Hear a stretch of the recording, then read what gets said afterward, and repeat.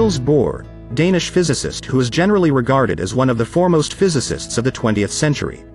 He was the first to apply the quantum concept, which restricts the energy of a system to certain discrete values, to the problem of atomic and molecular structure. For that work he received the Nobel Prize for Physics in 1922. His manifold roles in the origins and development of quantum physics may be his most important contribution, but through his long career his involvements were substantially broader, both inside and outside the world of physics.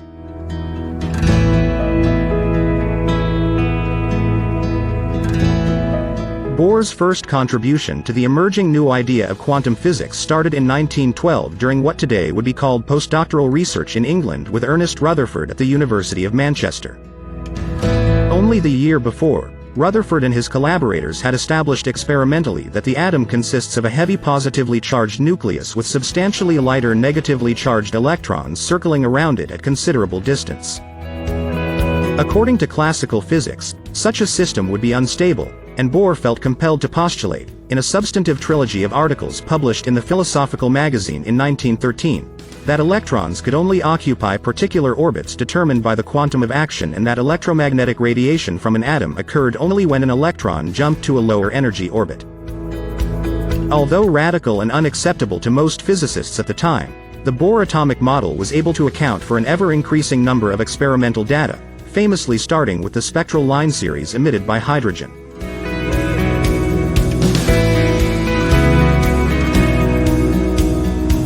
In the spring of 1916, Bohr was offered a new professorship at the University of Copenhagen.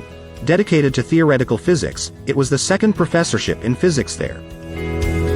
As physics was still pursued in the cramped quarters of the Polytechnic Institute, it is not surprising that already in the spring of 1917 Bohr wrote a long letter to his faculty asking for the establishment of an institute for theoretical physics.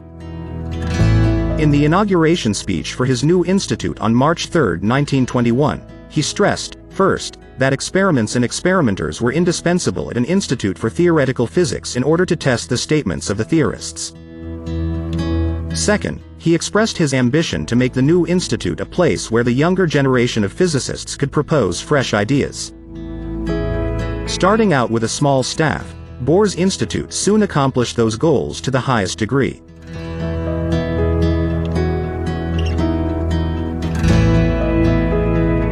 Already in his 1913 trilogy, Bohr had sought to apply his theory to the understanding of the periodic table of elements.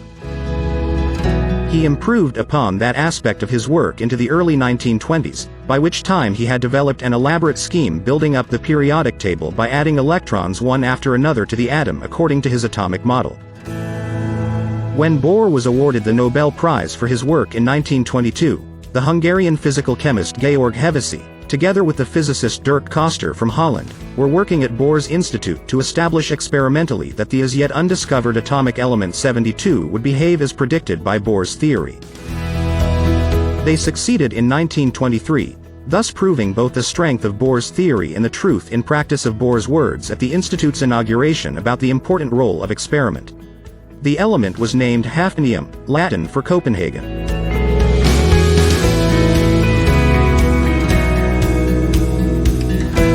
Among physicists working at Bohr's institute between the world wars, the Copenhagen spirit came to denote the very special social milieu there, comprising a completely informal atmosphere, the opportunity to discuss physics without any concern for other matters, and, for the specially privileged, the unique opportunity of working with Bohr.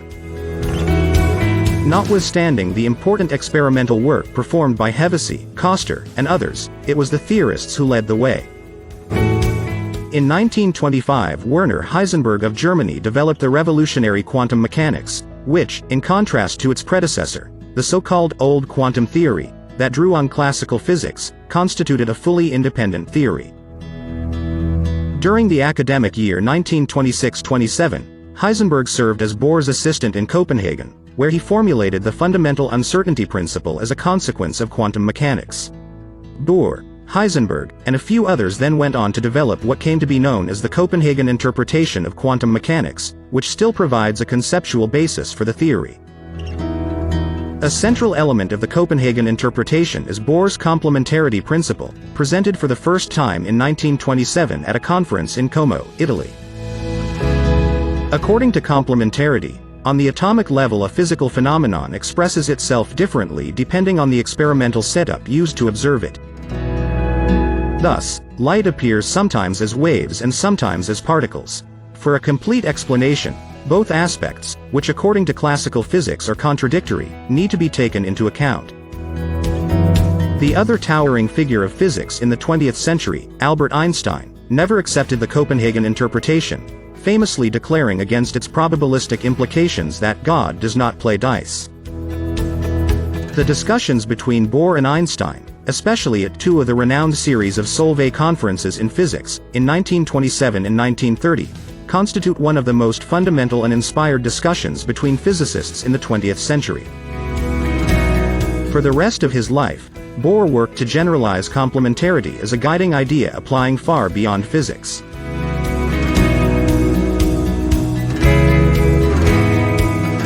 In the early 1930s, Bohr found use once more for his fundraising abilities and his vision of a fruitful combination of theory and experiment.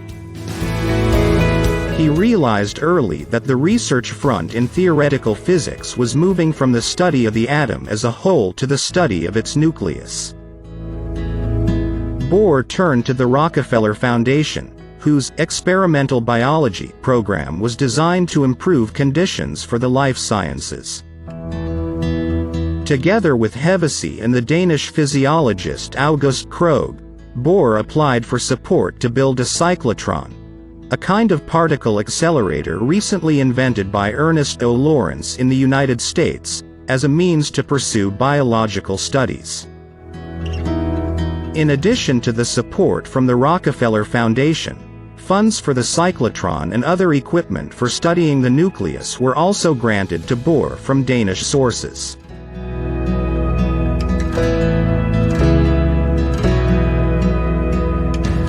Just as the close connection between theory and experiment had proved fruitful for atomic physics, so now the same connection came to work well in the study of the nucleus.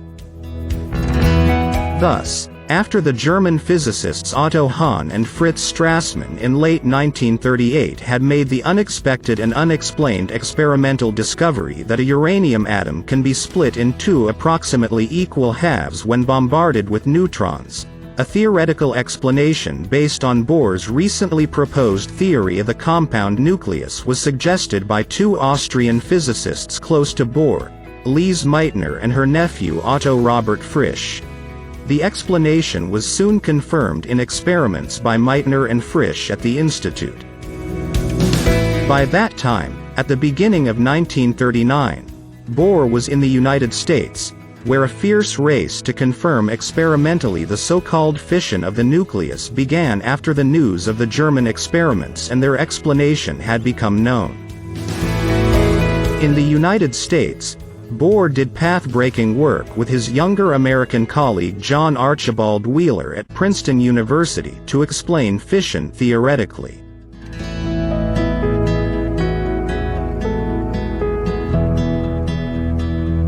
Bohr had felt the consequences of the Nazi regime almost as soon as Adolf Hitler came to power in Germany in 1933, as several of his colleagues there were of Jewish descent and lost their jobs without any prospect of a future in their home country.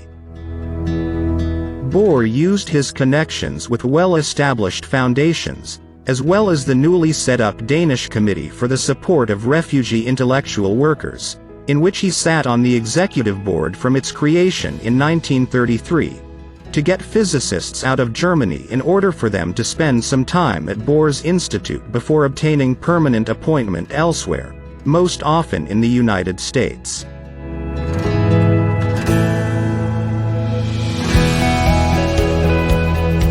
After the discovery of fission, Bohr was acutely aware of the theoretical possibility of making an atomic bomb. However, as he announced in lectures in Denmark and in Norway just before the German occupation of both countries in April 1940, he considered the practical difficulties so prohibitive as to prevent the realization of a bomb until well after the war could be expected to end. Even when Heisenberg at his visit to Copenhagen in 1941 told Bohr about his role in a German atomic bomb project, Bohr did not waver from that conviction. In early 1943, Bohr received a secret message from his British colleague James Chadwick, inviting Bohr to join him in England to do important scientific work.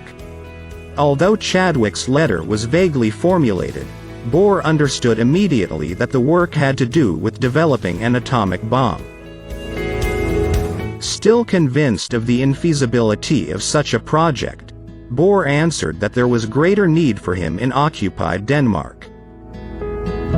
In the fall of 1943, the political situation in Denmark changed dramatically after the Danish government's collaboration with the German occupiers broke down. After being warned about his imminent arrest, Bohr escaped by boat with his family across the narrow sound to Sweden. In Stockholm, the invitation to England was repeated, and Bohr was brought by a military airplane to Scotland and then on to London.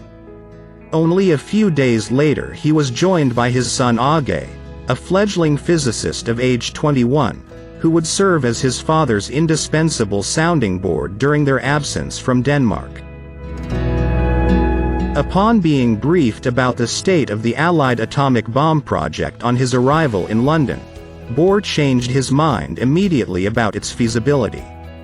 Concerned about a corresponding project being pursued in Germany, Bohr willingly joined the Allied project. Taking part for several weeks at a time in the work in Los Alamos, New Mexico, to develop the atomic bomb, he made significant technical contributions, notably to the design of the so-called initiator for the plutonium bomb. His most important role, however, was to serve, in J. Robert Oppenheimer's words, as a scientific father-confessor to the younger men.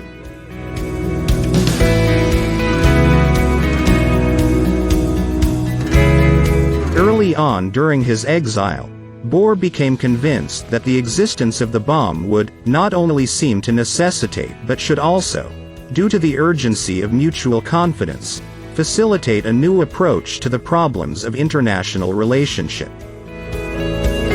The first step toward avoiding a post-war nuclear arms race would be to inform the ally in the war, the Soviet Union, of the project.